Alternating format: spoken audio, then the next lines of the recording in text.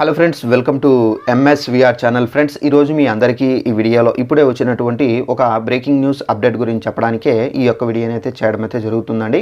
So ఆ breaking news update ఏంటంటే, మన యొక్క ఏపీ రాష్ట్ర వ్యాప్తంగా మనకేంటంటే రేపు ప్రతి ఒక్కరి ఇళ్లకు అంటే పెన్షన్దారుల ఇళ్లకు మనకు ఈ 2 పత్రాలు అయితే ఇచ్చి మీకు పెన్షన్ అయితే తీసుకోవాల్సి అయితే ఉంటుందండి. సో ఒకవేళ మీరు ఈ పత్రాలు తీసుకోకపోతే కనుక మీకు పెన్షన్ అనేది ఇవ్వరు. అయితే మనకు ఇవ్వబోయేటటువంటి ఆ 2 పత్రాలు ఏంటి, దానికి సంబంధించిన పూర్తి వివరాలు తెలియజేస్తాను. ఈ వీడియో మీకు నచ్చినట్లయితే లైక్ చేసుకోండి. ఛానల్ను సబ్స్క్రైబ్ చేసుకోకుండా ఎవరైనా మన వీడియోలో చూస్తున్న వారు ఉంటే కనుక ఛానల్ను సబ్స్క్రైబ్ చేసుకోండి. మన యొక్క ఆంధ్రప్రదేశ్ ప్రభుత్వానికి సంబంధించి పథకాలకు సంబంధించి ఎలాంటి ఇన్ఫర్మేషన్ తెలియజేస్తూ ఉంటాను.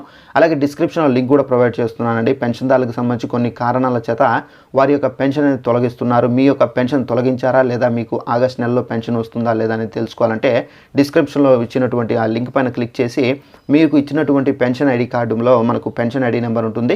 సో ఆ నెంబర్ అనేది ఎంటర్ చేసి మీరు క్లారిటీగా తెలుసుకోవచ్చు. ఇక వివరాలనేది తెలుసుకుందాము. మన యొక్క ఏపీ రాష్ట్ర వ్యాప్తంగా పెన్షన్లకు సంబంధించి గత ప్రభుత్వంలో మనకు ఇంటింటికే వాలంటీర్ల చేత పెన్షన్ పంపిణీ అయితే చేస్తూ వచ్చారండి.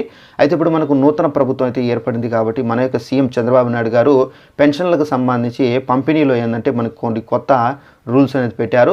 అయితే మనకు ఏంటంటే ఈ పెన్షన్ల పంపిణీకి సంబంధించి మనకేంటంటే రేపు ఆగస్టు 1వ తేదీన కాబట్టి మనకు పెన్షన్లు అనేవి గ్రామ మరియు వార్డు సచివాలయ అధికారులు ఎవరైతే ఉన్నారో వారు మన ఇళ్లకు రావడం అయితే జరుగుతుందండి. వారు వచ్చిన తర్వాత మీకు ఈ 2 పత్రాలు ఇస్తారు. సో ఆ 2 పత్రాలు తీసుకొని మీరు పెన్షన్ అయితే తీసుకోవాల్సి అయితే ఉంటుంది. ఒకవేళ మీరు ఈ 2 పత్రాలు మీరు తీసుకోకుండా మీరు పెన్షన్ అనేది తీసుకునే అవకాశం అయితే లేదు.